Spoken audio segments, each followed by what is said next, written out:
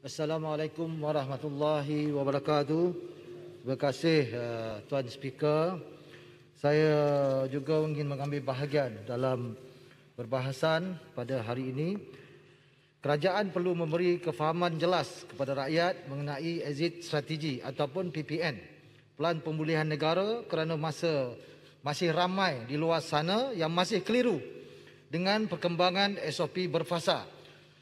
Hal ini kerana sebelum ini kita pakai istilah PKP, PKPB, PKPP serta PKPD dan rakyat sudah biasa dengan istilah tersebut.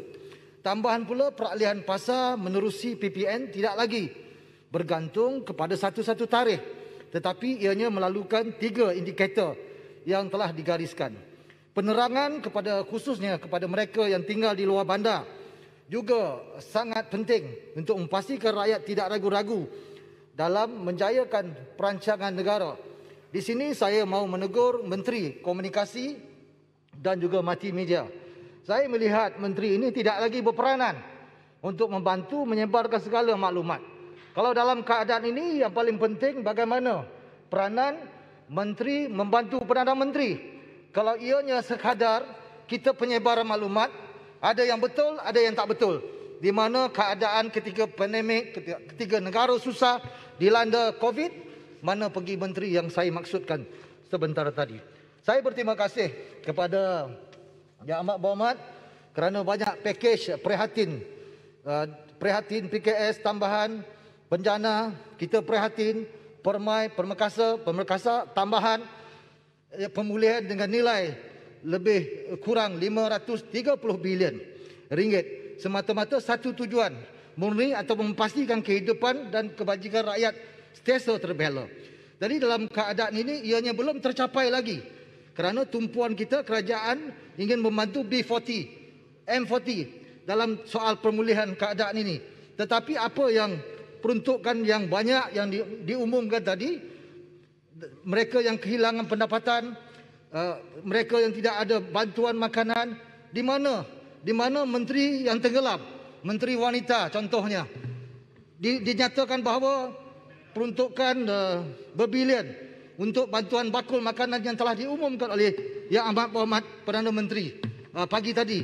Kita berterima kasih dengan Yang Amat Perdana Menteri kerana membantu semua ahli parlimen, tidak kira kerajaan maupun pembangkang. Jadi di mana peranan menteri wanita yang mana mereka ini telah diperuntukkan. Menteri ini telah pun diperuntukkan untuk menyalurkan bantuan kit makanan. Kerana di kawasan saya masih ramai yang kena kontak rapat COVID ini, bantuan JKM tak sampai. Di mana menteri ini dalam ketika ini? Saya minta menteri ini juga bertanggungjawab dalam keadaan ini.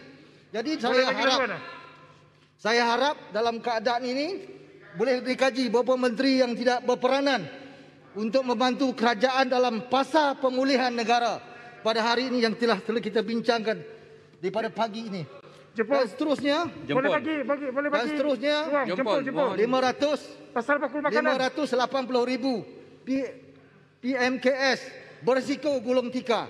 Berdasarkan survei yang dijalankan oleh Kementerian Pembangunan Usahawan dan Koperasi, dianggarkan 580,000 perniaga yang mewakili 49% dari segi sektor PMKS berisiko untuk menutup perniagaan menjelang Oktober depan sekiranya mereka masih lagi tidak dibenarkan beroperasi.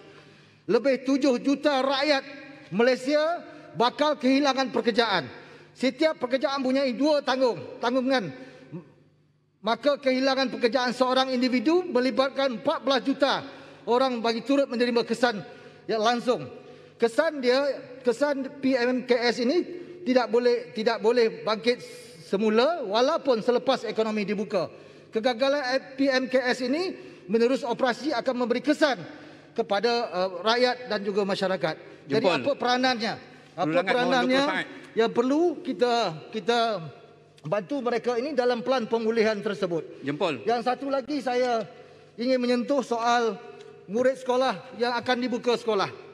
Di mana keputusan kerajaan untuk membuka semula sekolah secara berperingkat-peringkat, pengajaran dan pembelajaran secara bersemuka bagi setiap negeri beralih ke fasa kedua PPN perlu diperalusi kerana pelajar ini tidak perlu divaksin. Bagaimana tindakan kerajaan untuk vaksin pelajar-pelajar tingkatan 5 yang bakal menduduki peperiksaan pada tahun ini?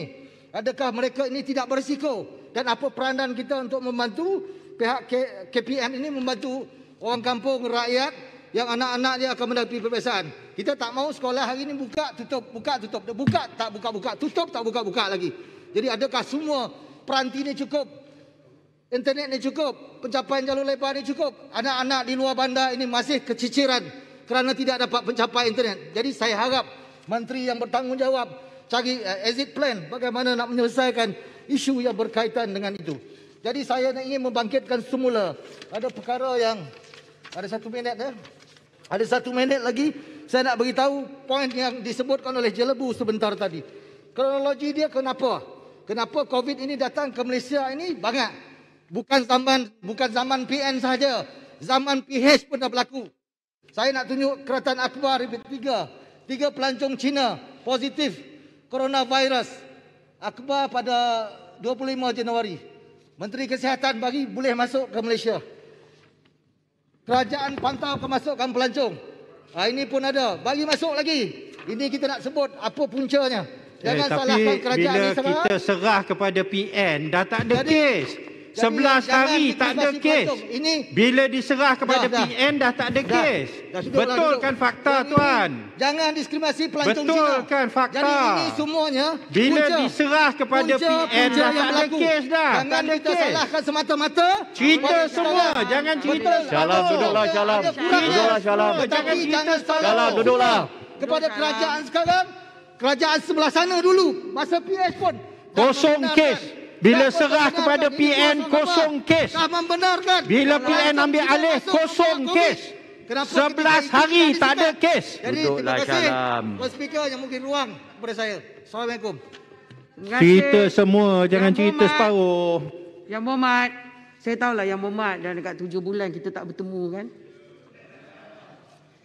Itu pun salah kerajaan PN. Yang dekat di hati pun boleh rindu, ni pula jauh di mata. Tapi Yang Muhammad semua nak berbahas. Saya tahulah ini sidang khas. Tapi kalau semua berebut masa, ramai tak dapat dengar suara. Jadi saya kena beri kerajaan dan pembangkang selang-selang. Lepas ini adalah sempurna sebagai ketua parti 10 minit. Dan diikuti dengan si Buti. Itu mengelirukan Dewan tadi. Faktanya tak betul. Dia beri cerita separuh jalan. Mengelirukan Dewan. Dia kata memang betul. Zaman PH ada kes COVID. Tapi bila kita serah ataupun bila PN rampas, dah tak ada kes dah. Dah 11 hari. Bebas bagi 10 kes. minit saya boleh jawab ni. Tapi 7 minit saja.